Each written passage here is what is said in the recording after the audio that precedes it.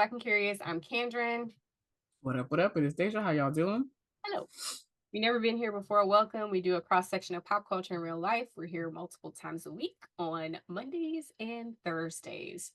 So if you're interested in pop culture and carrying on, go ahead and subscribe to our channel and like this video in advance. Today we are here with Bravo updates. So much has happened in the Bravo Girl, sphere. so much in We literally last the last couple of chatted. hours, I feel like.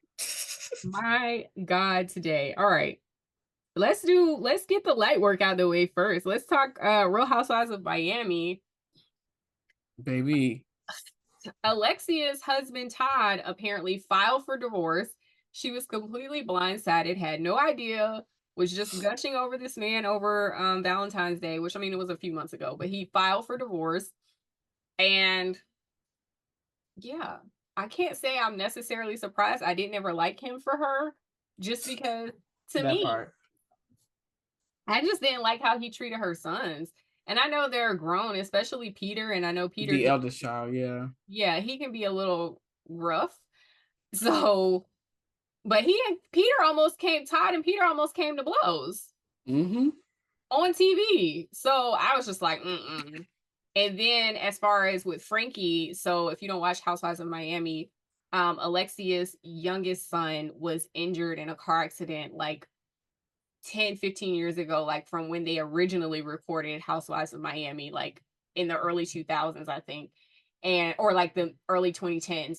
And so he has some developmental delays and things like that nature. So Todd was kind of like, you like trying to tell them like they need to do everything different with Frankie. And like I understand he made valid points that they should be trying to transition Frankie to be able to live on his own or be able to have some version of independence, be able to hold down a Yeah. job, all of the things. And like that Alexia was kind of babying him because, she was so scared. And I got what he was saying, but his approach was not good. Was not good at all. And I No. felt like that was a fragile situation because Frankie's likely going to live with them for a substantial amount of time. And it felt like to me that he was kind of like, I don't know if I signed up for this. Like I signed up for the lady, but all the rest of this stuff, I don't know if I want to deal with this. That's what it was giving to me. How long do you know off the top how long they were actually together before getting married? I don't know. I'm just curious because I know when they came back on and were filming, to the Housewives franchise. Yeah. She was already engaged, but we don't know the details as to like what the time frame is. I feel bad for her because it's like you done went to bat and arguing with all these people about this man, and then he done went and divorced you on the back end, and you probably didn't even know about it. And Alexia she is troubled in the love department. Indeed. To say the absolute very least of it, she is troubled in the love department. So I don't know what's next for her, but I hope it's something good and grand and wonderful. I bet you they'll be filming while she's in the midst of this marital demise. Absolutely. And speaking of marital demises, let's move on. PK and Dorit, which they are also separating Housewives of Beverly Hills. Oh, by the way, we drop timestamps below in the description box. So first of all, let me just say this. Okay. The internet is wrong for all of the things. Because some of the memes about this have been like, are y'all serious right now? Somebody said, so is PK gonna get Dorit's accent in the divorce? And I was hello, because this woman is from somewhere in New Jersey. I want to say it was Paramus, but I don't think that's right. that tickled me. Like, because girl, you just took on his whole persona. That was funny to me. So, anyways, they're getting divorced. I'm not surprised. PK seemed very much over her feeling a certain kind of way and her PTSD from the robbery and was kind of like, I'm ready to move on. And you still having flashbacks and stuff, and I don't have time for that. And he really didn't even seem like he wanted to be around. Like, He wasn't around last season, to be He really honest. wasn't around last season at all. And it just reminded me, I've read a lot of articles and stuff about people basically saying that men always bolt when their wives get, not always, but a lot of men don't survive a lot of marriages, sorry, don't survive For better or the worse. wife's getting sick specifically. Yes. It's like once the wife gets ill, the man is like, absolutely not. This is not what I signed up for. Doing all this caretaking and shit. And like, I'm trash. not interested. Trash individuals. I forget what it's called. I thought I wrote it down, but I don't see it here. But yeah. So I mean, like you said, not that we did not see it coming, because again, he was barely around last season, as was Kyle's husband, Mauricio. Yeah. So they were probably off gallivanting together. Yeah, I'm curious to see what this season is gonna look like, because somebody gonna have to be open. Like, I feel like now that Kyle has bared her soul, essentially, like her deepest, darkest secret at this point, I think that she will be more open, because she was trying to hide it for so long and was like holding it so close to the chest, but it seemed very evident that they were not gonna be together toward the end of that season. True. So I think that now that the big bad wolf, so to speak, is out of the bag, like homegirl about to let it all out. We might find out that she really is dating homegirl. That's, you know, the guitar singing, whatever her name was, Morgan. We'll see. And a lot of, allegedly, I've not watched the Selling Beverly Hills, or whatever the show is that Mauricio does on Netflix. Is it Sunset? No, I don't think it's Sunset. It's a spinoff of that, I think. Oh, I didn't know that. I thought it was the same. Okay. No, I don't think so. News to me. I could be wrong about that because I don't watch it. But a lot of people said that he kind of like laid it plain on his show. So maybe she'll feel more open, like she's not having to protect the family, since he hasn't felt the need to do that. So maybe she's going to be more open, and hopefully, you know, again, we'll have seen it with Dorit. I'm curious to see how Dorit and Erika are going to interact, because Erika, I mean, she didn't call it because Kyle was technically the next person to get divorced, but she wasn't that far off of saying that Dorit and PK were headed to the divorce court as well. Child, Erika said the writings are on the wall, guys. So I don't know. All right, let's move on. Atlanta, Real Housewives of Atlanta. The cast is finally being unveiled, revealed. I was trying to say revealed and unveiled at the same time. The cast has been revealed. We have a few new ladies who I'm not familiar with, and we have some old girls, oldie but goodies in the mix. So we have Porsha and Kenya, who of course are gonna hold it down for the OGs. Drew is back. I felt like Drew had a cliffhanger at the end of last season to clean up, so it makes sense that she's back. Shamea, didn't she have a cliffhanger as far as her divorce? And oh right, I'm like, damn, it's been that long. Yeah. Which I didn't even finish watching that. I need to go back and finish watching it, but whatever. Shamea's getting a peach. I think this is going to be good. I think this. But it sucks that she's getting a peach, and like one of her like closest friends outside of Porsha is Kandi. Like her and Kandi, because there was a point where it was clear that Shamea and Porsha were not banging with each other like that. Right. They didn't communicate for a while. So then Shamea and Kandi became really, really tight. Yeah. So I'm hoping that she shows up in a way, you know. Sometimes y'all know how I feel. I'm on record as saying, if you wait too long, sometimes to give the friends the peach, the time has passed. Marlo being the prime example. So I'm hoping that Shamea has been kind of around, but not too around that we're like already tired of seeing her, and that she comes and delivers. Then we have Cynthia's coming back as a friend of, I'm assuming, friend of Kenya. She gotta be, because who's gonna be Kenya's friend? She don't really bang with Porsha and Drew like that. True. And then we have some new women, Brittany Eady, Kelli Ferrell, and Angela Oakley. And I'm not familiar with any of those ladies. Me either, honey. So I'm excited, though. It all comes together. I'm excited. They look like they've kind of done a soft relaunch here, with some new faces, some old faces, and we'll see where it lands. Hopefully it's good. I hope so. I hope so. All right, let's cover Real Housewives of New Jersey right quick. Let's do some first impressions. Girl. The girls are giving Real Housewives of Potomac teas. And what I mean by that is, as Kendra has so eloquently called it throughout the season, they have the factions. They do. Because, like, what is going on? Now you have Teresa and Jen Aiden. Then you have the blonde-haired lady, Melissa, and Margaret? the dark-haired Barbie. I don't know her name. She just reminds me of a Barbie doll. I don't know who that one is. She looks like Skipper to me. I know who you're talking about, but I still don't know the girls. Danielle? Is it Danielle? I know Danielle, but the other girl is who I don't remember her name. Mm-hmm. But you have them to one side, and then Danielle is kind of like a go-between between all of the groups. And then so is Dolores. She's also like a go-between. That's my girl. Dolo's my favorite. I'm like, y'all got to get this together, because this is not going to make for a very interesting show. I will say that I'm still superbly disappointed that what is Teresa's married her first last name, not Giudice. What was the other? Gorga? Yes, I'm the two of them. I'm still upset that the Gorgas can't get it right. They can't get it together.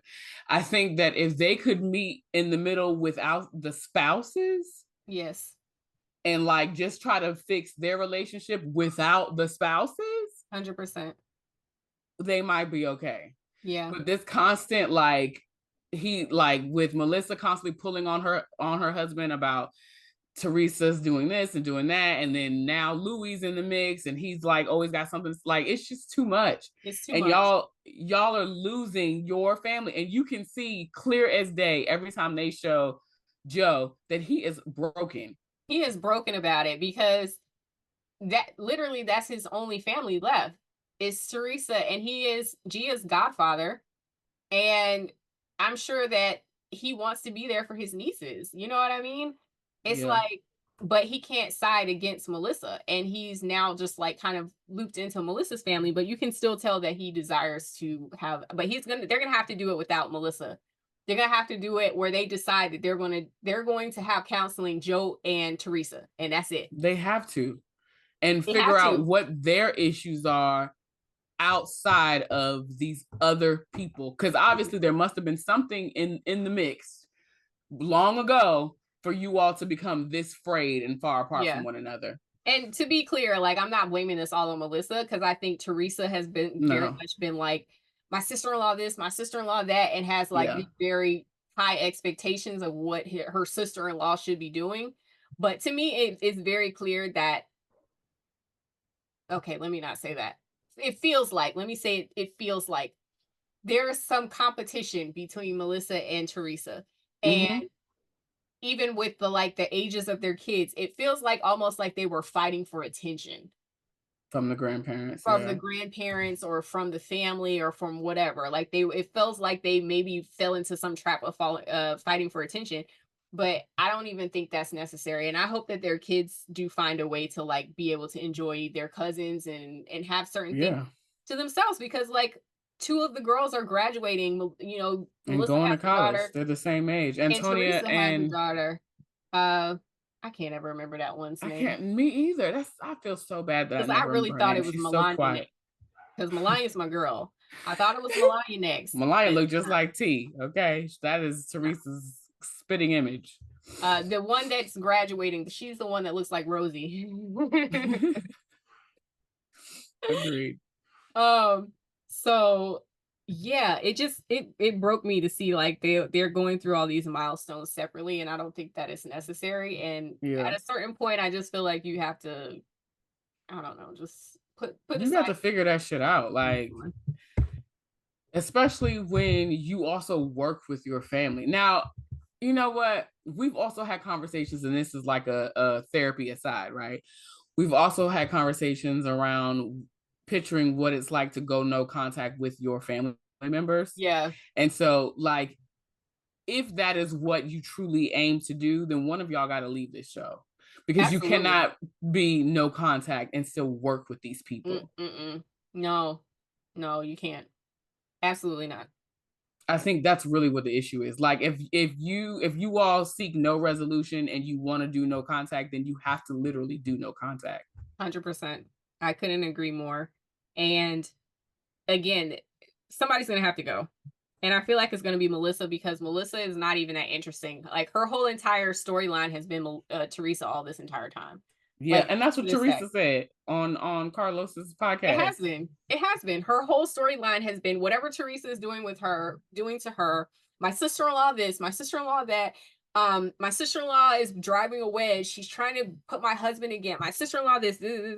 And we saw it clear as day when she had the chance to show up first 2 episodes and do something and bring something. She brought nothing.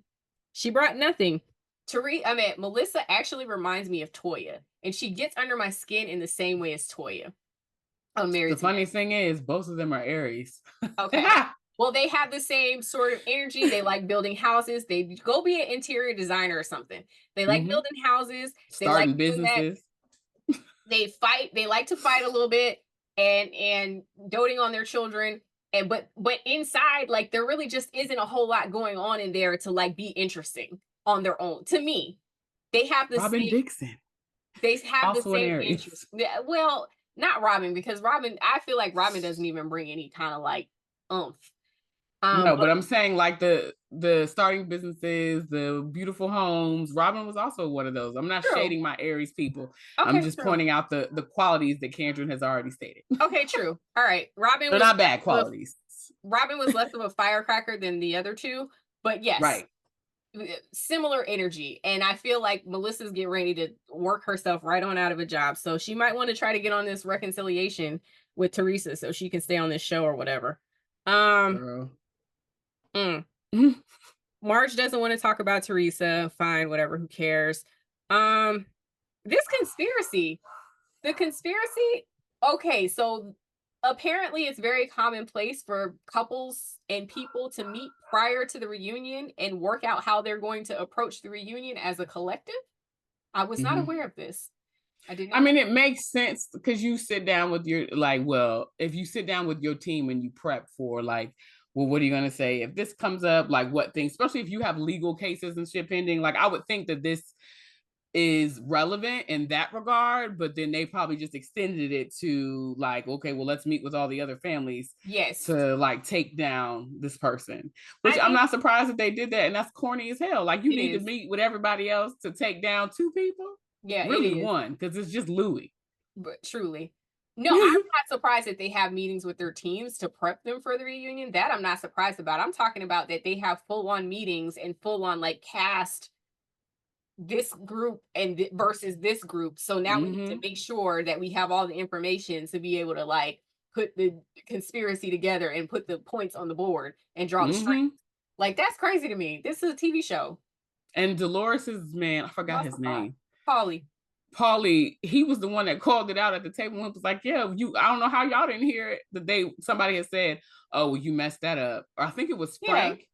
Frank said, well, y'all messed that up. This is not how it was supposed to go or something like that. And he was like, yeah, he absolutely said that. Remember when Teresa, Dolores, and Louis were at the table? Yeah. He confirmed it. Yeah. Because Teresa was like, yeah, I heard that this was said, but I didn't hear it when we were on the stage. And he was like, yeah, they said it while we were in New York. It wasn't Frank. It was oh no, it was the lady whose birthday it was. Marge's ex-friend, or her friend. Oh, the Jewish lady, Fessler. Jen Fessler. Jen Fessler. It was Jen Fessler that said it. Anyway, I was just like, we've lost the plot if we're doing all of this. Like, we've lost the plot. And I think we've lost the plot on a lot of these reality shows. But to me, that was just like, wow, y'all do a lot for this. Like, I understand it's your job, but like, damn, y'all can't even get on the reunion and say whatever you have to say and keep it moving. Like, even that is being scripted now. Like, come on. And my thing is, like, I get some of the girls, like, years ago when Monique Samuels came in with her binder with all her talking points. Like, I get that there might be a lot of things that you want to, get set straight or like check somebody on. Make your list and do it that way. Correct. But still on your own too. Like, why do you have to have this couch versus that couch? That doesn't make any sense to me. I don't like that. And I don't think it's necessary. So anyways, dumb. All right, let's do Summer House. Martha's Vineyard.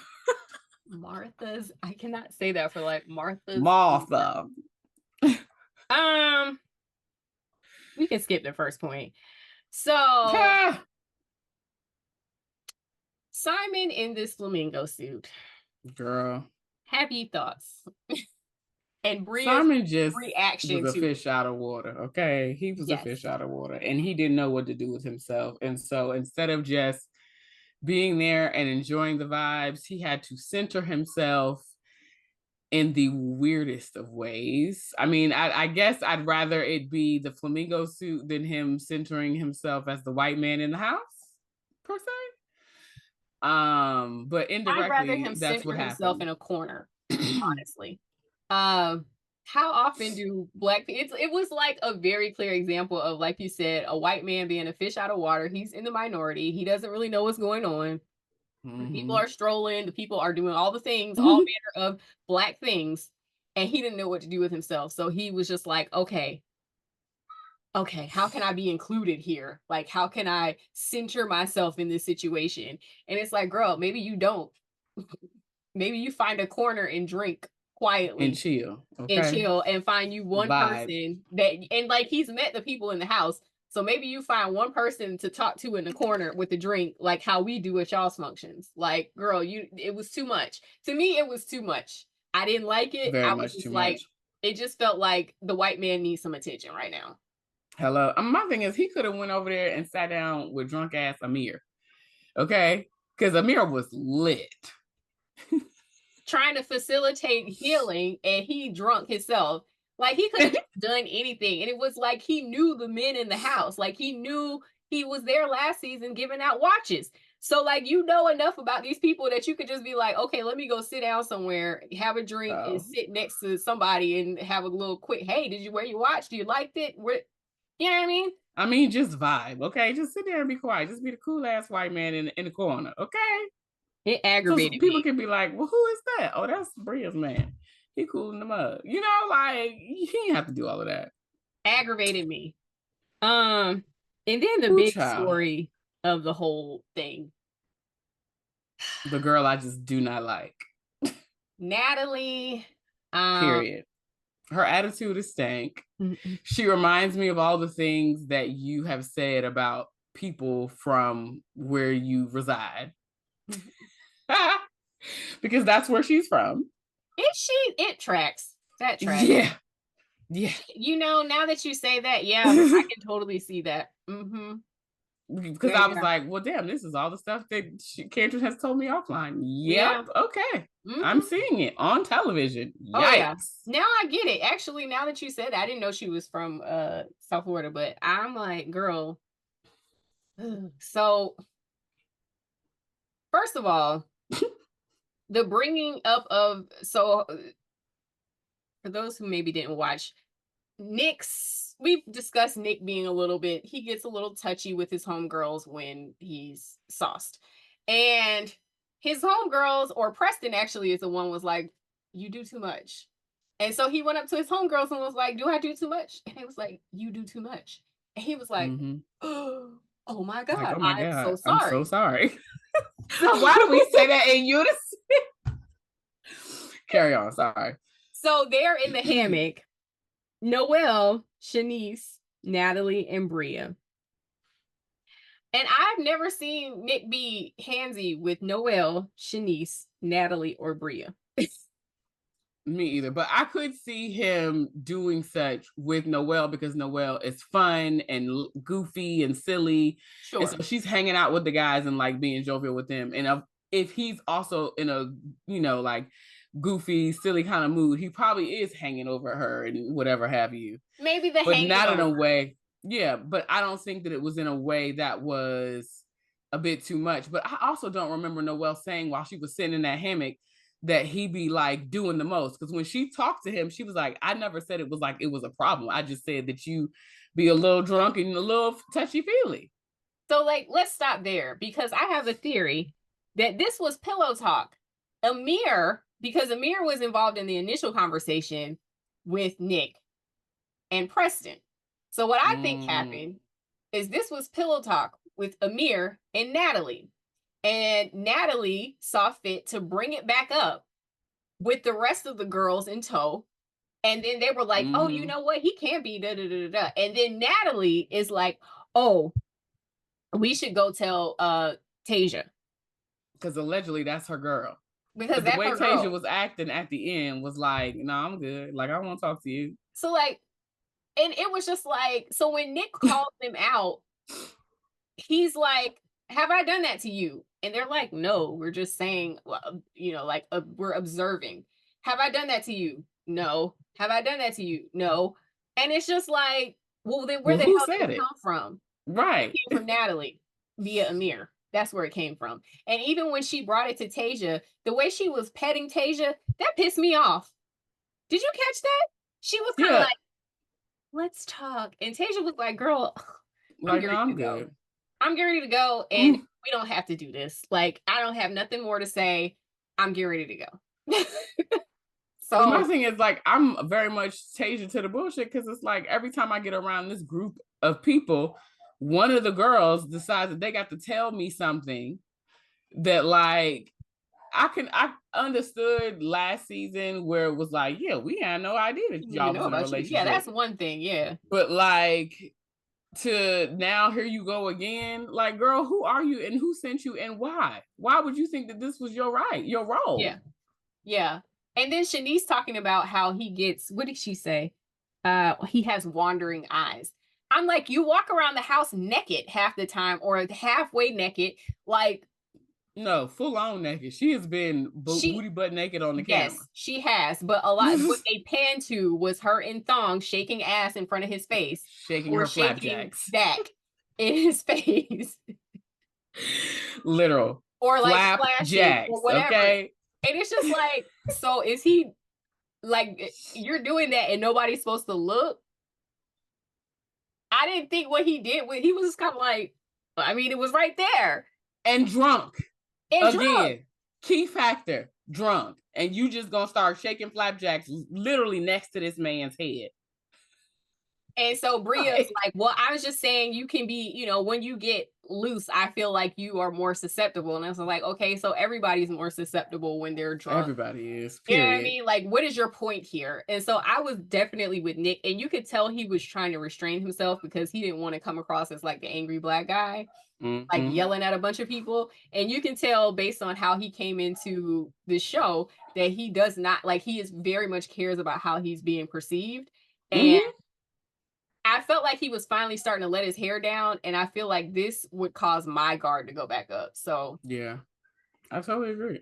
Yeah. So I just feel like in regards to him, like the way he, like, I won't hold you, the way in which he was speaking to them, that is very much me when I'm pissed off about something, and I was like, woo, like the level of he just went acrobatics. One by one.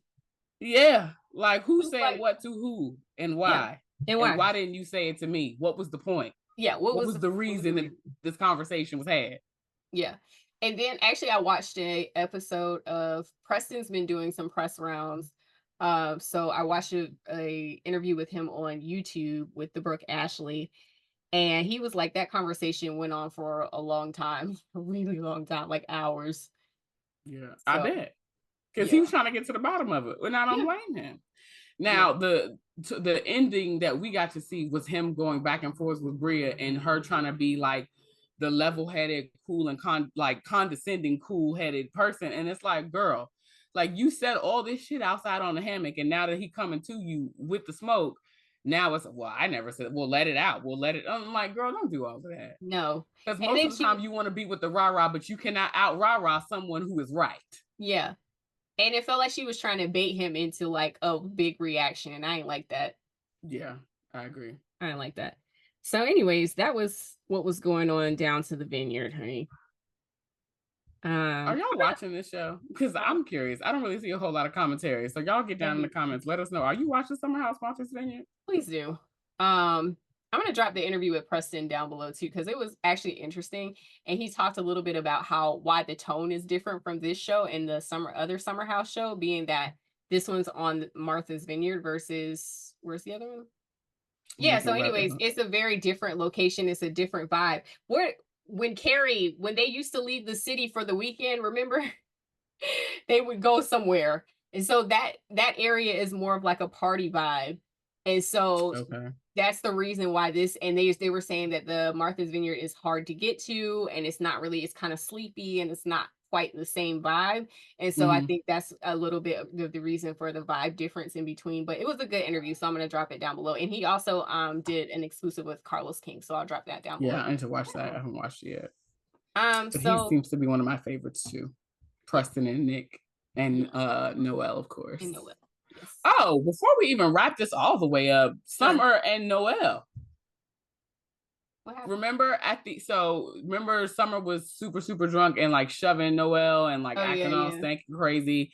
And so towards the aftermath, the day after, she's sitting down and having all these hard conversations with everyone that she basically like assaulted and or offended the night before. And Noel just kind of like, at this point, I'm just going to take some time to myself. Like, I have to think about whether or not, like reevaluate where this relationship sits in my life. And I'm like, girl, I don't blame you. Yeah. Because that's a lot. You came in there as her friend and she has been cutting the fool since you started talking to Alex. Like literally that's when the switch flipped and it has not flipped back down. Yeah, no, it has not. It's in the Hamptons. The other one's in the Hamptons. Yeah. All right. So there's a difference. Yeah. If y'all didn't understand that audibly, I said I don't know that I ever knew that it was a difference. Because I've never really been up there. Never had any reason to be. So anyway. So anyways, drop down in the comments. Let us know what you think. Let us know what you think about the Bravo casting changes, as well as let us know if you're watching Summer House Martha's Vineyard. And in the meantime, like, comment, subscribe, and we'll catch you next time. Bye, friends. Bye.